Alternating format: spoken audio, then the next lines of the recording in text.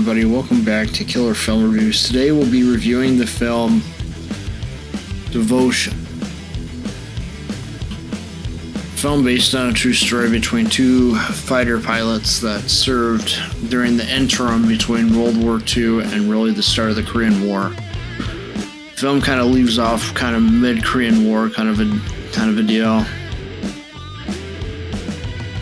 So our two main protagonists for this film are Jesse Brown, played by Jonathan Majors, and Glenn Powell, played by Tom Hudner.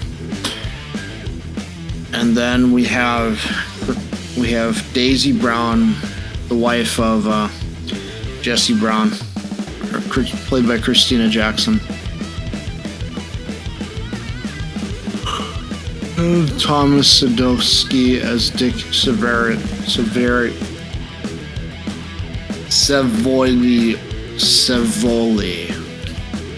It's hard to say that. This film is based on a true story. Basically, you see a friendship and a brothership form between Jesse Brown and Tom Hudner, as there was a lot of racism still present in this time period, still after World War II, because the civil rights movement hadn't taken place yet, because that would take place mostly in the late 50s, early 60s. Even up until present, we're still waging this in some ways and in other ways. But the main premise of the story is that Jesse Brown kind of is getting picked on for his color.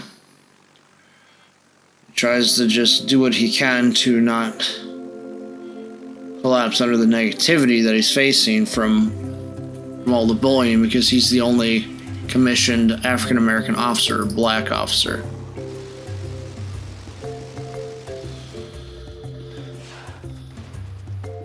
And Tom Hudner swears a promise to Daisy Brown to look after her husband, pretty much. He made that promise to her to look after her husband, because he was mainly a family man, and they were spending a lot of time, training. It shows you when they're training before they go off on their first deployment. Pretty much, you see some scenes of what it's like to do a takeoff and a landing, and how they switch between the Corsair and the Grumman. I believe those are what the two fighters are called. You see a lot of kinship forming between the different pilots as well. Over time, there's like even a scene where they like go to Paris on like shore leave, pretty much, and Jesse Brown's getting some pointers from Tom Hudner, and Tom's kind of still struggling a little bit with the women, and Jesse Brown actually gets them into the party by knowing the famous actress, by knowing how to talk to her. So he knows how to pull the moves, pretty much. You see a lot of reflections of that time period basically in this movie.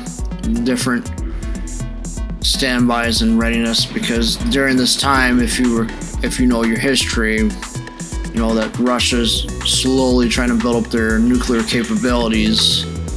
Well, this is kind of where we get toward the start of the Cold War, as it were.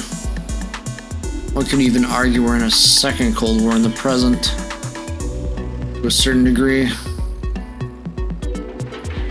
There's that tension, that rising tension that you just feel throughout the film, between them having to get into the action pretty much, but it kind of focuses more, your macro scale, if you will, is kind of your conflict with Korean War.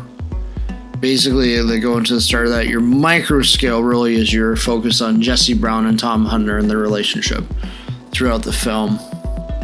Don't expect something like Maverick, like Top Gun Maverick or anything like that, because this is a real story, and Jesse You'll learn his story throughout the film. I really don't want to give that part away.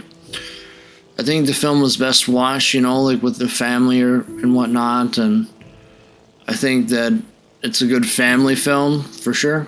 If the kids are old enough and you deem it so. Each parent has their own ways of doing things, so that's up to you. I didn't really find anything bad with this film. I think it's a solid 7.5 for me. A lot better than She-Hulk, that's for sure.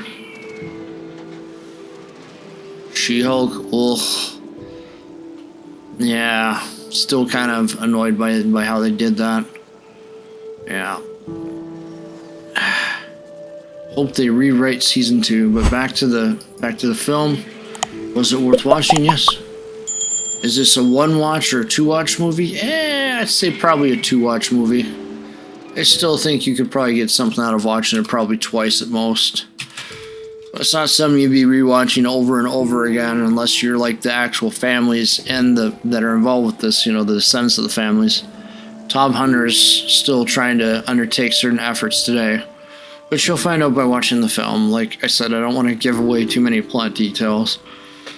My overall impressions was like more of a touchy-feely story, based on real-life events, of course.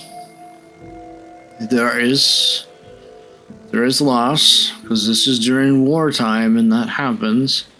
We're not going to get into too many details on that. And did I think the actors and actresses did a good job? Yeah. No complaints. No, that doesn't happen every day. Yeah, like I said, no complaints compared to the last thing I reviewed with She-Hulk. Alright. Is this film realistic compared to actual events in history? Yes, I would say for the most part, yes. Granted, I haven't had too much time, to really just look into the backstory on this. Like, I knew that this story existed from my readings on history, Just really didn't go into depth, really, on it. The film definitely widened my perspective as to what the actual story was. Does Hollywood sometimes take liberties with films? Yes. Does it take so many with this one? Not really. I think it's more accurate to the actual film. Actual real-life events, I should say.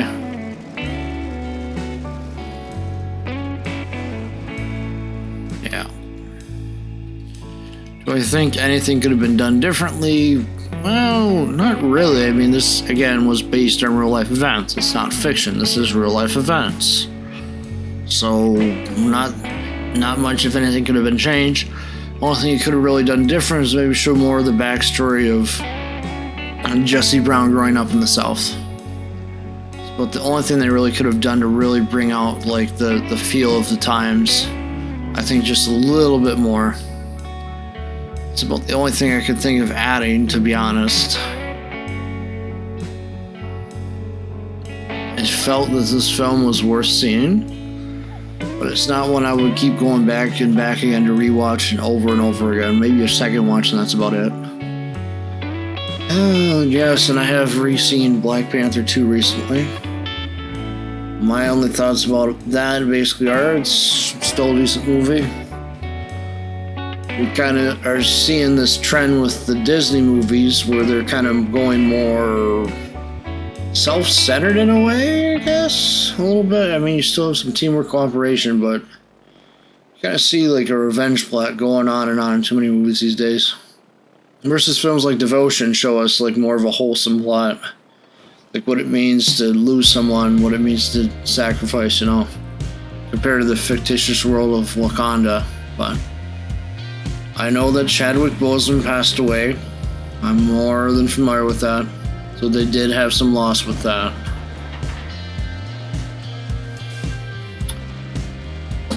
Loss is loss. When people pass away, you just feel it. It hurts.